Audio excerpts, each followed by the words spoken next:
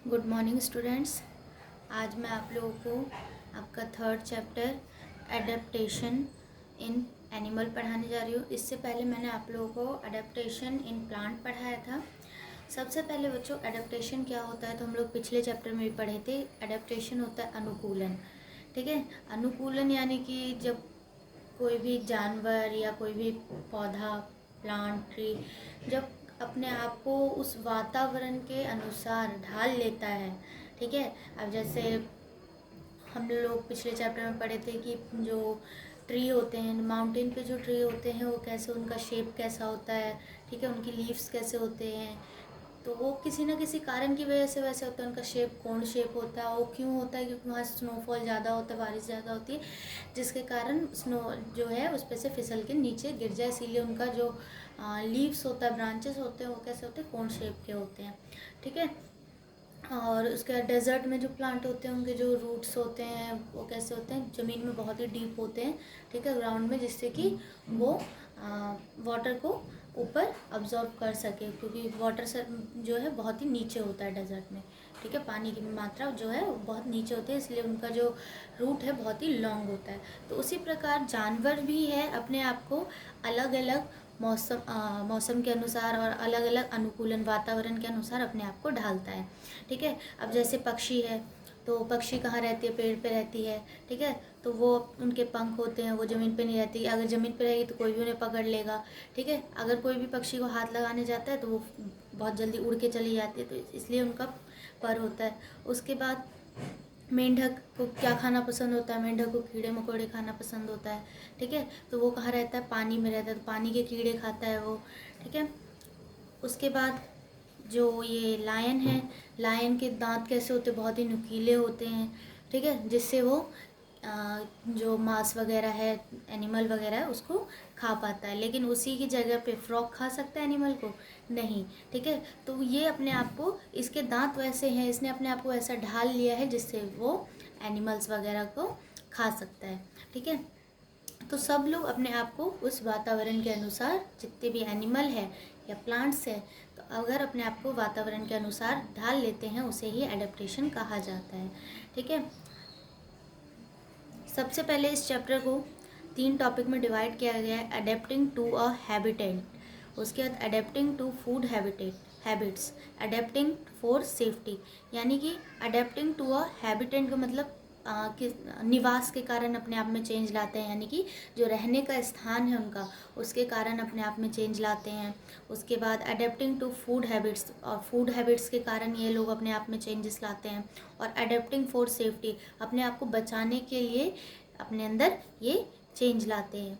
ठीक है, अब जैसे आप लोग देखे होंगे टर्टल है, टर्टल ऊपर से कवर रहता है। ठीक है, उसका, और वो बहुत ही धीरे चलता है, तो उसको कोई भी मार देगा, है ना। तो इसीलिए टर्टल को क्या है, टच करेंगे ना, जैसे कोई टच करता है तो वो जो उसका ऊपर का कवर रहता है वो अपने आप को उसके अंदर, उस हाथ पैर, जो उसका मुंह गर्दन वगैरह सब रहता है उसके अंदर कर लेता है, अगर कोई उसको हाथ लगाता है। तो वो अपनी सेफ्टी के लिए भी अपनी बॉडी स्ट्रक्चर में चेंजेस लाते हैं।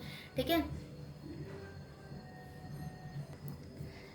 अब देखिए, आज मैं आप लोगों को सिर्फ अडेप्टेशन के बारे में समझाऊंगी, उसके बाद मैं आप लोगों को अडेप्टिंग टू हैबिटेट के बारे में पढ़ाऊंगी। सबसे पहले मैंने आप लोगों को ये समझा दिया अडेप्टेशन क्या है, कि जो भी जानवर है या पेड़ पौधे अपने आप को वातावरण के अनुसार ढाल लेते हैं। ठीक है, उसे ही अडेप्टेशन कहते हैं। जैसे कुछ पानी में रहने वाले जानवर हैं, ठीक है, तो वो अपने आप को पानी के हिसाब से अपने बॉडी स्ट्रक्चर में चेंज लाते हैं।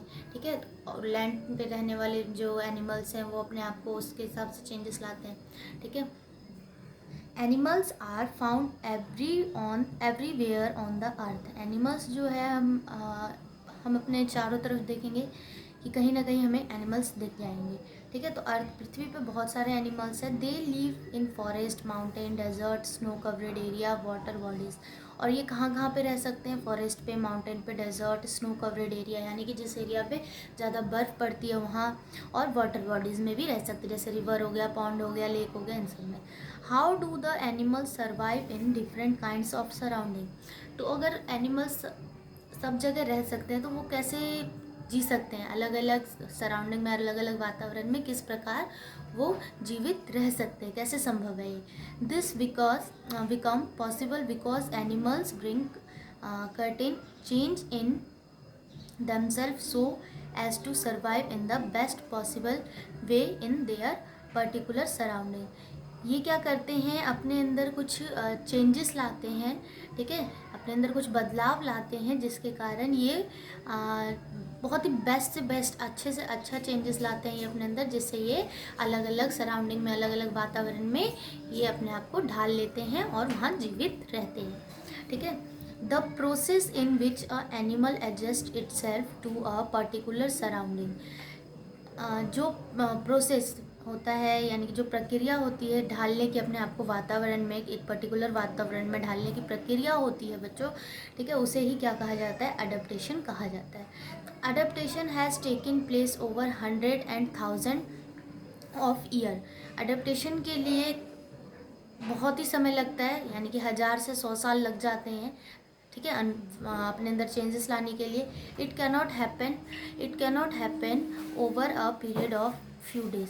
ये कुछ दिनों में संभव नहीं है, ठीक है, कुछ दिनों में ये जो एनिमल्स है वो चेंजेस नहीं ला सकते. चेंजेस लाने के लिए बहुत ही ज़्यादा समय, 1000 से ऊपर वर्ष लग जाते हैं. Let us study about different types of adaptation observed in animal. कुछ आगे हम कुछ अडेप्टेशन के बारे में पढ़ेंगे जो एनिमल द्वारा किए जाते हैं, ठीक है, बदलाव लाए जाते हैं एनिमल में. तब तक मैं आप लोगों को इतना ही पढ़ा रही हूँ. नेक्स्ट डे मैं आप लोगों को अडेप्टेशन इन हैबिटेट के बारे में पढ़ाऊँगी, जो वो अपने आप को अपने निवास स्थान के हिसाब से, यानी कि जहाँ वो रहते हैं उसके हिसाब से अपने अंदर चेंजेस लाते हैं, ठीक है. तो तब तक आप लोग इतना रीडिंग करेंगे और चैप्टर को समझेंगे. Okay, thank you.